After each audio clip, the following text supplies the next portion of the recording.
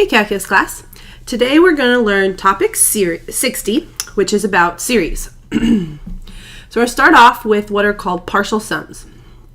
So let's say we have the following sequence. A sub n equals 1 over 2 to the nth. If I was to extend out the first few terms of this sequence, I would get 1/2, 1/4, 1/8, 1/16, and so on. Now the big question is, how do we add up an infinite number of terms? Since it is impossible to add up an infinite number of terms, we use what are called partial sums. So a partial sum, which we denote as S sub n, is the finite sum of the terms up to and including the nth term. So we have that S sub 1 equals A sub 1, which in this example is 1/2. S sub 2 would be A sub 1 plus A sub 2. So when I do 1/2 plus 1/4, I get 3/4. S sub 3 is going to be the sum of the first three terms, which in this example give me 7/8. And S sub 4 is the sum of the first four terms, which gives me 15 over 16. S sub 5 is the first five term sum, which gives me 31 over 32. And I keep going. So then I could say that a partial sum, the S sub n, would be A sub 1 plus A sub 2, etc., until I get to A sub n. So this leads into what we have is infinite series. So an infinite series is the sum of the terms in an infinite sequence. In other words, the nth partial sum. So we would write an infinite series, aka S sub n, as the sum of A sub n, where n starts at 1 and goes to infinity. If the sequence S sub n of partial sums converges, then the series converges.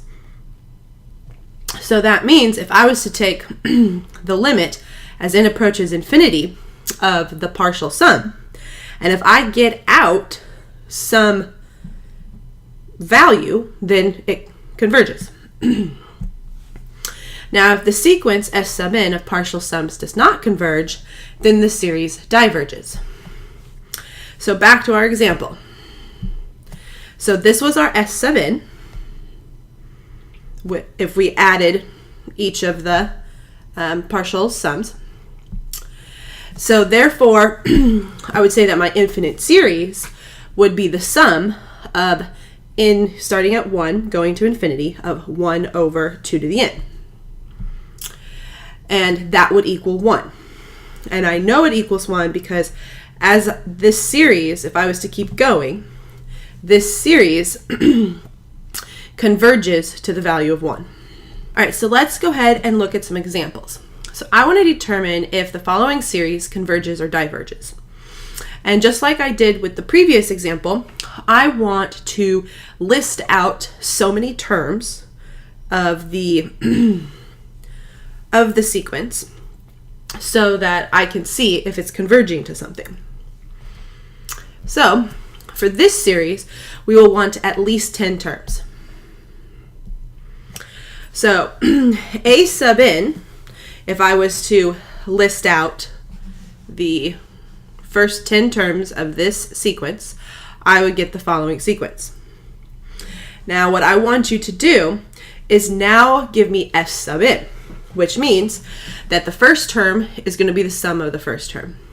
Then the next term is going to be the sum of the first two terms here, and so on. And for the purpose of this, I want you to put it all in decimals so you can see what it's converging to. So go ahead and pause the video and go ahead and do the S sub n by adding each term, each of the terms together. All right, let's see how we did.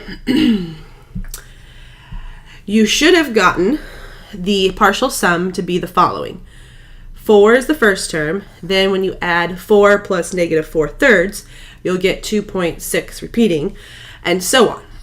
So if we are watching these numbers, we are looking for what value are these numbers converging to. And you'll notice that as we keep going, it's 3 point something. And actually, you probably would want even more to see that this series is converging towards pi. All right, now let's try this series. So go ahead, first list out the first 10 or so terms of the series.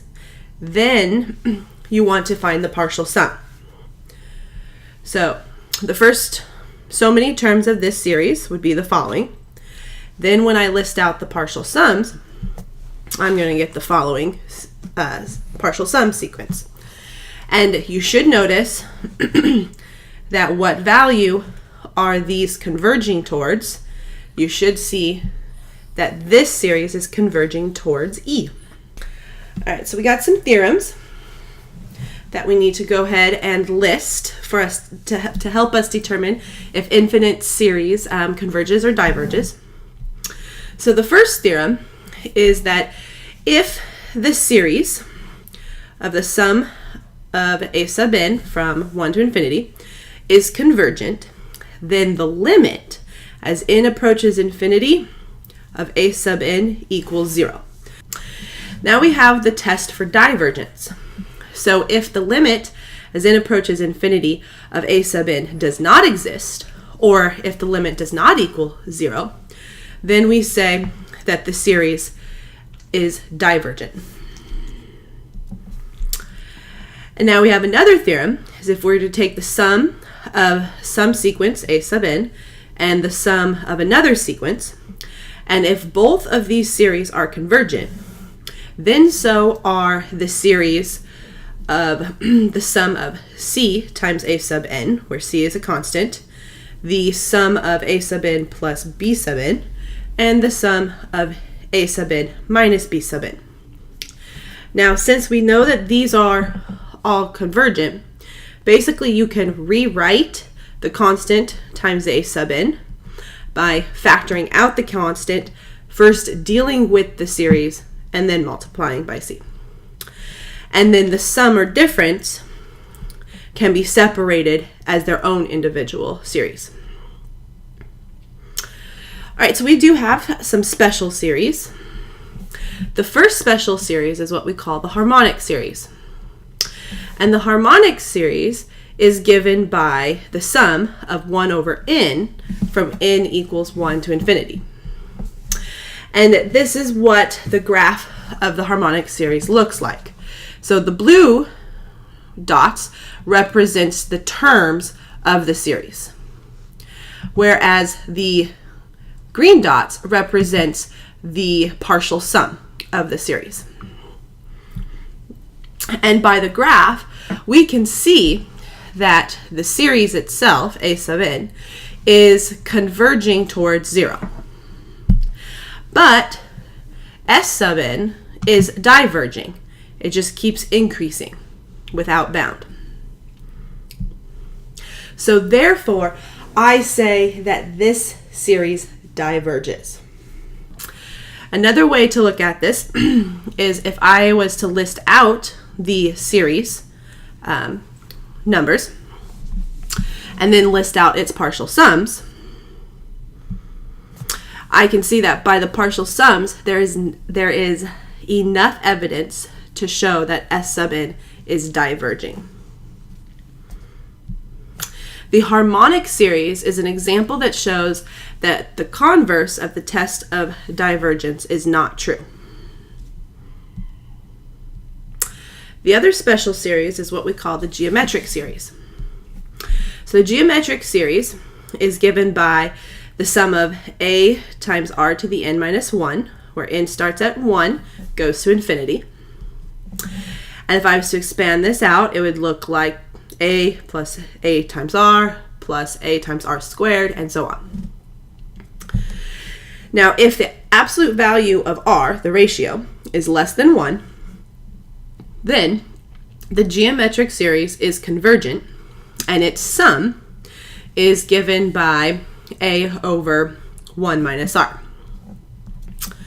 The sum of the convergent geometric series is basically the first term divided by 1 minus the common ratio. Now, if the absolute value of the ratio is greater than or equal to 1, then we say that the geometric series is divergent.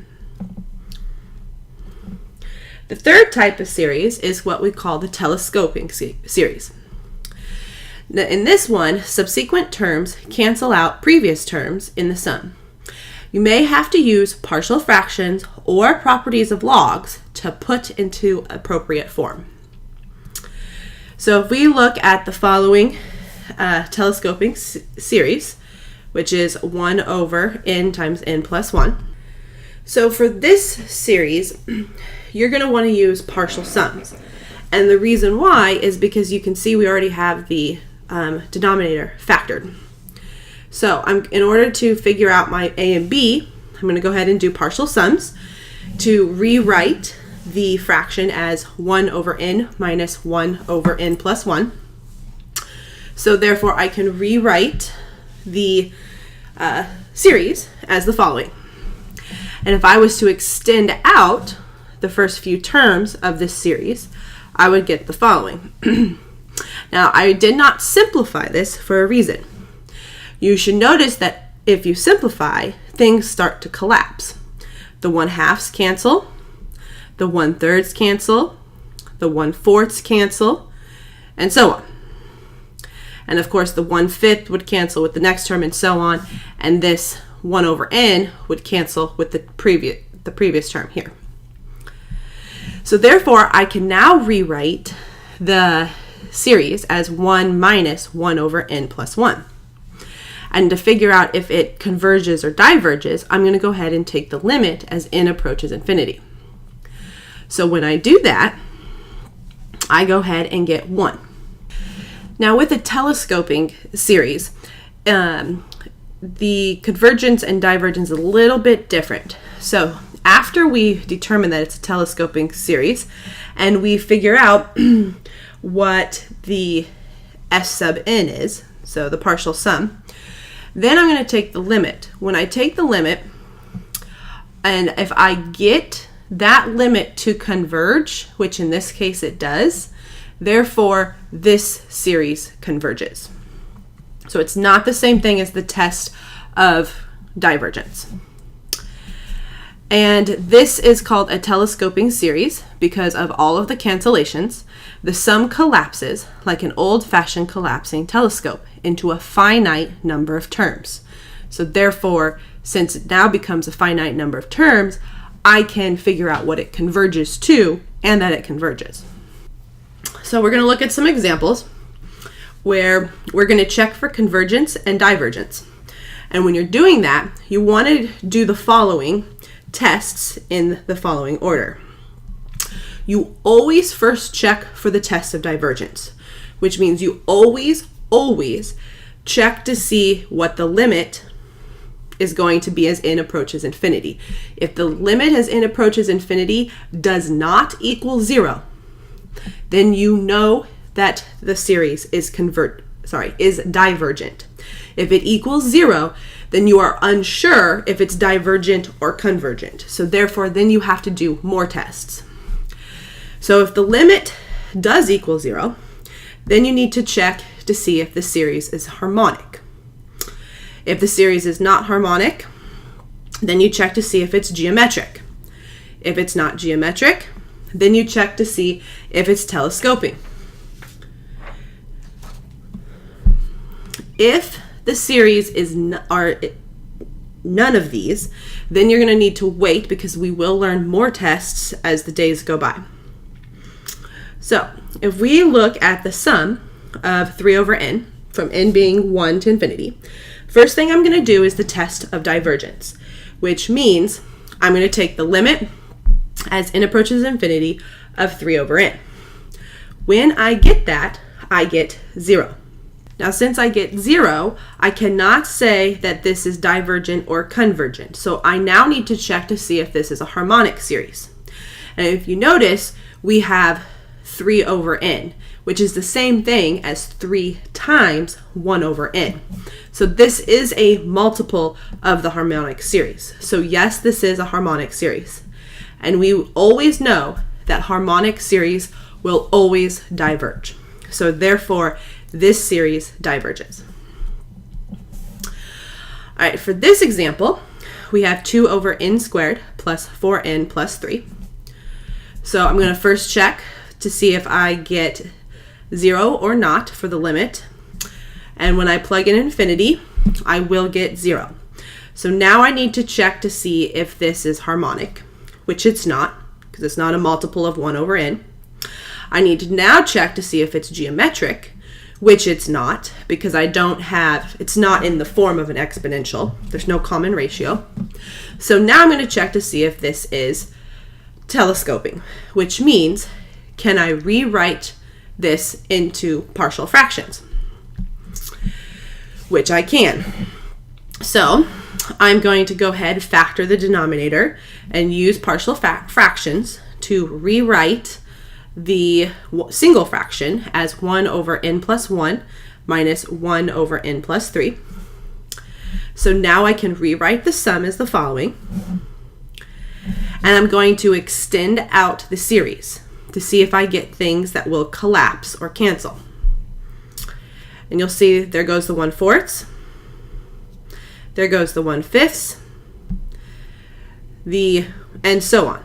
So every other term is basically canceling.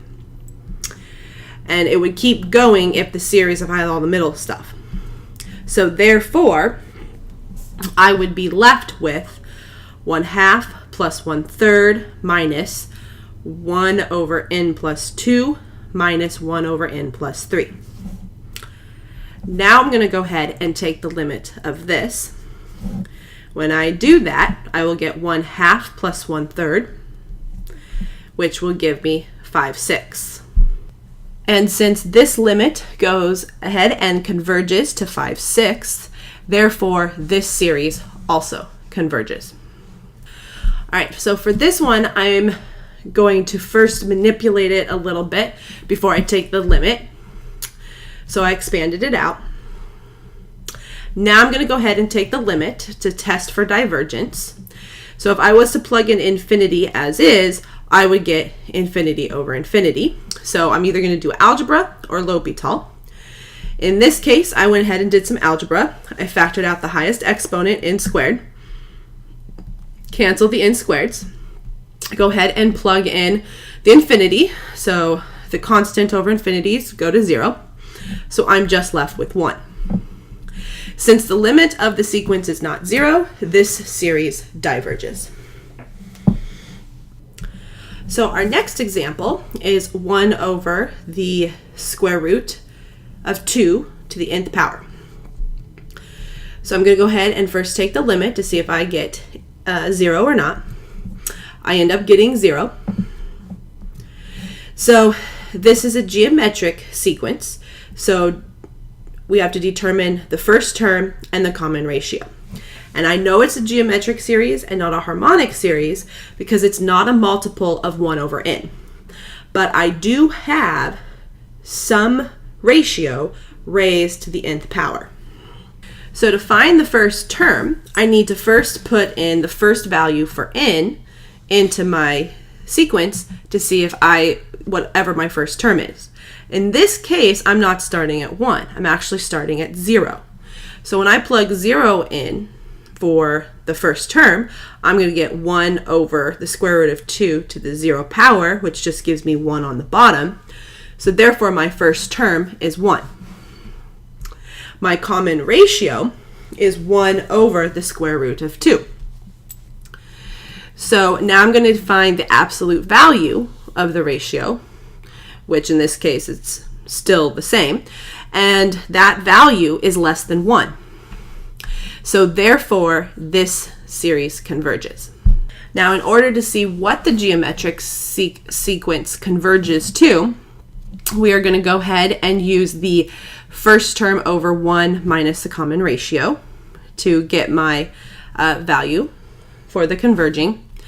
And then when I simplify that, I'm going to get 2 plus the square root of 2, which is what this sequence is converging to.